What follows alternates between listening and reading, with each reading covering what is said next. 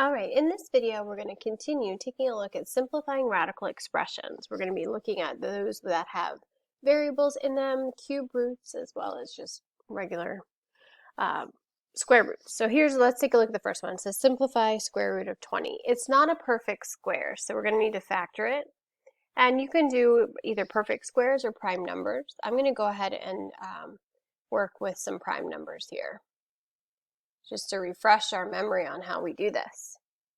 I'm looking for square roots, so I'm looking for sets of two of a kind, or doubles. So here I have one set of doubles. That set of doubles comes outside the radical, and I have a single left inside the radical. Really, this square root of 20 turns into 2 times 2 times 5. 2 times 2 is 4. And we can break it up into the square root of 4 times the square root of 5. We know the square root of 4. 4 is a perfect square. We take the square root, we get the 2 that you see outside the radical. The 5 stays under the radical. For 72, right away I know that 8 times 9 is 72. 9 is a perfect square. So maybe I try using perfect squares this time. 9 and 8. The square root of 9 is 3.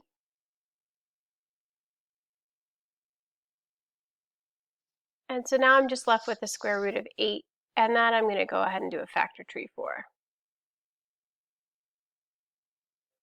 So here's my set of doubles. That will also come outside of the radical with the 3 that we already brought outside the radical. And we're left with this single 2 under the radical. 3 times 2 is 6, square root of 2. All right, letter C. I've got numbers and I have variables. 32, we're going to start factoring. I'm going to use prime factorization, 2 and 16. I can see right away that 16 is a perfect square. So when I take the square root of 16, so now I've got the square root of 2 times the square root of 16. The square root of 16 is 4. So that's a 4 that will be outside the radical. Square root of 2 will be inside the radical. And then I'm going to take a look at my x to the 5th power.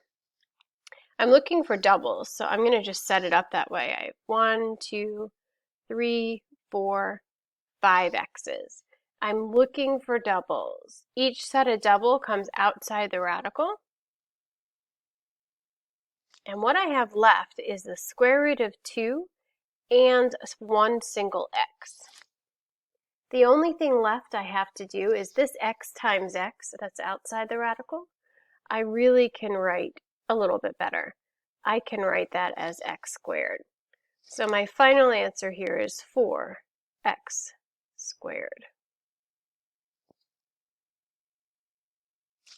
Let's take a look at the bottom row here. 96x squared. I'm going to start factoring this. I'm going to use the prime number of 3 instead of 2 because I can see that 3 goes into 9 3 times. And 3 goes into 6 2 times. Now I'm going to use 2, so I'm going to say 2 and 16, and then I can factor 16 into 2 and 8, 2 and 2. So we have lots of different numbers that are going to go underneath our radical. I have a 3, and then I have 1, 2, 3, 4 different 2's. And then I have 2 x's that are under the radical. Sometimes just writing it all out, you can really see what you've got. The 3 is going to stay under the radical. Here's a double. Here's a double. There's a double.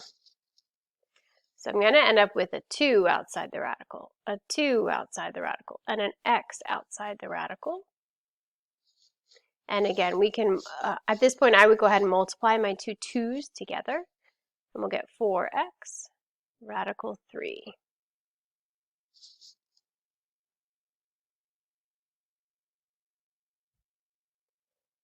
Our next one involves a fraction. That's okay. We know what to do. We're going to go ahead and split it up into 2 radicals.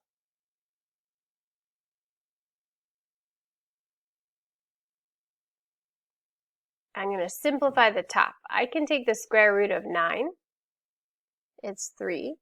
But my x is going to stay inside the radical. I can take the square root of 16. It's 4. And that's it.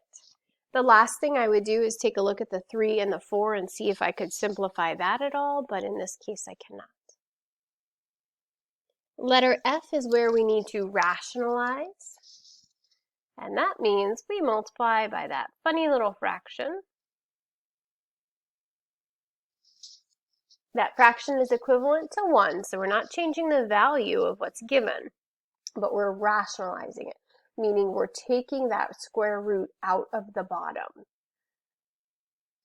4 times radical 3 is just that, 4 times radical 3. I can't combine the 4 and 3 because they're both not either in the radical or outside the radical. On the bottom, I have square root of 3 times square root of 3. These we can combine into the square root of 9. And we should know the square root of 9 is 3. So our answer here so far is 4 radical 3 over 3. And again, I would take a look at my 4 and my 3 here. They're both outside of the radical. I'd take a look to see if I could simplify it, which we can't. We also don't want to change this into a mixed number. I know 4 can be divided by 3. We'll get 1 and 1/3. We don't need to create more work by changing it into a mixed number. We just leave this as this improper, lovely fraction that it is.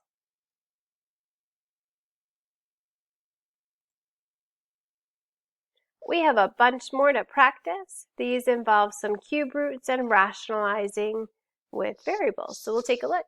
We're going to go ahead and rationalize this by multiplying by square root of x over square root of x. You are free to practice independently, pause the video, and then come back to see what it looks like. Or you can follow along. We'll have 1 square root of x on the top, but on the bottom, x times x is x squared, and the square root of x squared is just x. Some of you will ask me, do I have to put the 1 in front? No, you do not. So this is also acceptable. So put the little or there. Either or. Letter H, we have a fraction under the radical. This is not allowed. So we're going to go ahead and break it up into 2 separate radicals.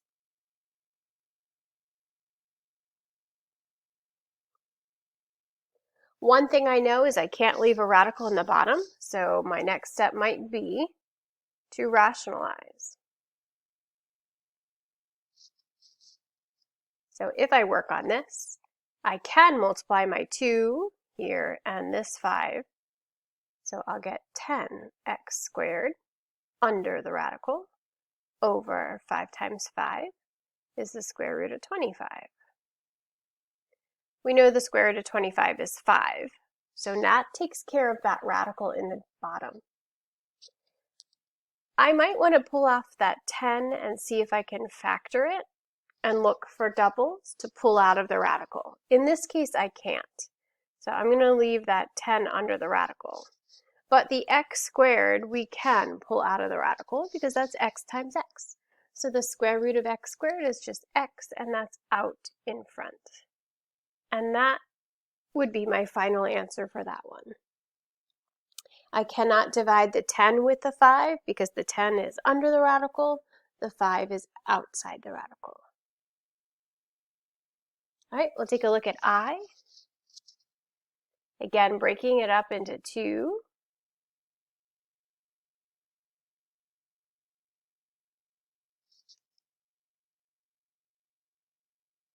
I'm going to multiply by 3n squared, top and bottom. I could maybe pull that n out if I wanted to. It's up to you. It's all about what you see and what you recognize. I'm going to just leave it in because I feel like most of us will probably not pull it out right away, but that's okay. So we've got 24n squared on the top over 3 times 3 is 9, n to the 4th now. We should be able to see a few things right away that we can pull out of the radical. That n squared can come out of the radical as just an n. And the n to the 4th can come out of the radical as n squared. And the square root of 9 is 3. So I've got a lot going on so far. I'm not done. I'm just taking in pieces. Now I want to pull that square root of 24 out and see what I've got there. So 24 we can break up as 2 and 12, 2 and 6, 2 and 3. So here we have a pair of doubles. We can pull that out of the radical. And we'll have to leave the 2 and the 3 inside the radical. So we're almost done, but if you recognize you have an n in the top of your fraction and n squared in the bottom, you can go ahead and reduce or simplify that. And we'll get 2 radical 6 on the top with 3n on the bottom.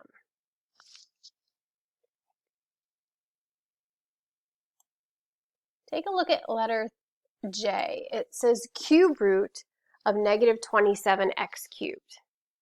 Well, I thought we couldn't take the square root of a negative number, but you can take the cube root. Negative 27, when you factor that, again, remember that you're looking for 3 of a kind with a cube root, is really negative 3 times 9. And the 9 can be broken up into negative 3 times negative 3. So the cube root of negative 27 is negative 3. And when we take a look at our x's, we have 3 of them. And because it's a cube root, we're looking for 3 of a kind. It also comes out of the radical as negative 3. Sneaky, that one. Let's take a look at k here. The cube root of 16x to the 4th. Well, I'm going to go ahead and factor this. I've got 2 and 8, 2 and 4, 2 and 2, and my x's, I've got 1, 2, 3, whoops, 4. There we go. I'm looking for 3 of a kind, triplets, because of this cube root here. So here we go. That's a triplet. That comes out of the radical. Here we go. That's a triplet. That's outside the radical. And we only have single numbers left under and single variables. So we'll leave those under the radical. And there's one thing missing from my answer here, and that's to put the cute little 3 on top of that radical. And in fact, let me write it in red so you can really see it. Your answer should be represented as a cube root. You don't want to change the cube root to a square root in your final answer. Let's take a look at our last problem. Right away, before I break it up into 2 radicals, can I do 64 divided by 8? And that way I eliminate the fraction? Pretty sure I can. So we're going to do cube root and change this to just be 8. X to the 6th, y to the 9th. Do you remember what the cube root of 8 is? 8's actually a perfect cube. 2 times 2 times 2. So this is really 2 times 2. Oh, sorry, 2 times 4, which you can break up into 2 and 2. So there's that triplet. So that's outside the radical. I have x to the 6th. So 1, 2, 3, 4, 5, 6. I'm writing it in groups of 3, so I can see I have 2 groups of 3. So that means I have x squared outside the radical.